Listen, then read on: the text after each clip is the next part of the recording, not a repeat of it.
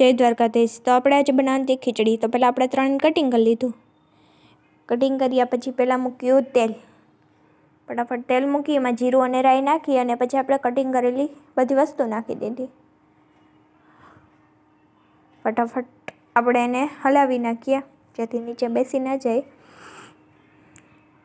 પછી એમાં હળદર અને મીઠું નાખ્યું. પછી પાછું એકવાર હલાવી નાખ્યું.